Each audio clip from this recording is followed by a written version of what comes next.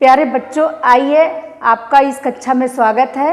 और हिंदी के गढ़ को गढ़ किसे कहते हैं, गढ़ का संकेत कैसे निकाला जाता है, आइए हम आपको बताते हैं। गढ़ लघु और दीर्घ के तीन वर्णों के क्रम को गढ़ कहते हैं। लघु और दीर्घ ये मात्राएं होती हैं। लघु का मतलब होता है एक मात्रा, दीर्घ का मतलब होता है दो मात्राएं। लघु की मात्रा सीधी रेखा से प्रदर्शित की जाती है और दीर्घ की मात्रा वक्र रेखा से प्रदर्शित की जाती है। तो जैसा हम आपको बता रहे हैं, लघु और दीर्घ के तीन वर्णों के क्रम को गढ़ कहते हैं। अब इसका संकेत कैसे निकालते हैं, तो जैसे हम गणित के सवाल का सूत्र के माध्यम से हल करते हैं, वैसे ही गढ़ के संकेतों को भी हम सूत्र के माध्यम से ही हल करेंगे। तो इसका सूत्र है यमाता राज भान सलगा, ये सूत्र है गढ़ का। और इसी के माध्यम से हम पूरा इसका संकेत निकालते हैं। तो पहला जैसे बताया गया, लघु और दीर्घ के तीन वर्णों के क्रम को गढ़ कहते हैं। तो पहला वर्ण है या, तो यहाँ पर हम गढ़ लिखते हैं और इधर हम संकेत लिखते हैं, इसका संकेत निकालते हैं। तो पहले वर्ण क्या है, या। तो यहाँ गढ़ के नीचे जब हम या लिखेंगे तो ये क्या हो जाएगा, यगढ़। ये क्या हो जाएगा, यगढ़। और ये गढ़ जो होते हैं 8 होते हैं। तो यगढ़ को हम इसका संकेत अब हमको निकालना है। तो हम जैसे बताए हैं कि तीन वर्णों के क्रम, तो तीन वर्ण कौन से हैं, या, मा और ता। तो यम पर एक मात्रा लगेगी क्योंकि स्वर नहीं है, ये ह्रस्व स्वर है। मा पे दो मात्राएं लगेगी क्योंकि ये दीर्घ स्वर है। ता पे दो मात्राएं लगेगी यानी ये भी दीर्घ स्वर है। तो यह इसका संकेत बनेगा लघु, दीर्घ और दीर्घ।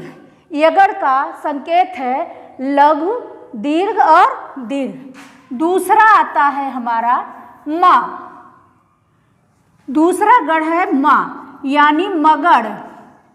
दूसरा है मा यानी मगढ़। मगढ़ का संकेत हम निकालते हैं मा ता रा। अब जैसा कि मा दीर्घ है तो दो मात्रा लगेगी, ता पे दो मात्राएं लगेगी और रा पे भी दो मात्राएं लगेगी। तो संकेत इसका हो गया दीर्घ, दीर्घ और दीर्घ, यानी ये तीनों दीर्घ ही है। अब हम आते हैं तीसरे वर्ण पर, ता पे।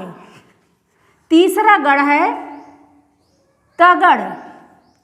तीसरे गढ़ का नाम है तगड़। अब इसका जब हम संकेत निकालते हैं तो तीन वर्ण लेते हैं, ता, रा और जा। तो ता पे दीर्घ है तो दो मात्रा लगेगी, रा पे दीर्घ है दो मात्राएं लगेगी, और जबकि जा जो है ह्रस्व है तो यहाँ पर एक मात्रा लगेगी। यानी इसका संकेत हुआ दीर्घ, दीर्घ और लघु। चौथा हमारा है रा यानी रगड़। चौथा गढ़ हमारा क्या आता है, रगड़ का। अब रगड़ पर भी हम तीन वर्ण लेते हैं, तो रा, जा और भा। तो रा दीर्घ है तो इस पे दो मात्रा लगेगी, जा लघु है तो एक मात्रा लगेगी, भा दीर्घ है तो दो मात्राएं लगेगी। तो इसका संकेत हुआ दीर्घ, लघु और दीर्घ। इसके बाद आता है अगला वर्ण हमारा जा होता है। पांचवा वर्ण जा, तो हो जाएगा पांचवा गढ़ हमारा हो जाएगा जगड़।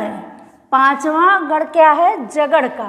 तो फिर हम तीन वर्ण लेते हैं, जा, भा और ना। तो जा पे लघु ह्रस्व है तो यहाँ पर एक मात्रा है, भा पर दीर्घ है तो दो मात्राएं, ना लघु है तो एक मात्राएं। तो इसका संकेत हुआ लघु, दीर्घ और लघु। छठा गढ़ हमारा आ जाएगा भा पर। भा यानी भगड़। भा यानी भगड़। तो भगड़ का जब हम निकालते हैं संकेत तो भा, ना और सा।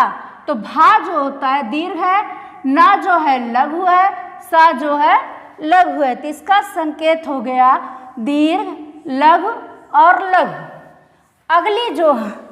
अगला जो गढ़ है वो है ना। ना का मतलब नगढ़, ना का मतलब नगढ़।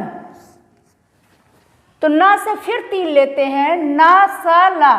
तो ये सब ह्रस्व है, तो एक, एक और एक, यानी लघु, लघु और लघु ही आएगा। 8वां गढ़ हमारा आता है सा, यानी सगड़। 8वां गढ़ हमारा है सगड़ का। तो सगड़ का सा ह्रस्व है 1 मात्रा, ल ह्रस्व है 1 मात्रा, गा दीर्घ है तो 2 मात्राएं। तो इसका संकेत हुआ लघु, लघु और दीर्घ। यह आपका गढ़ निकालने का क्रम हुआ।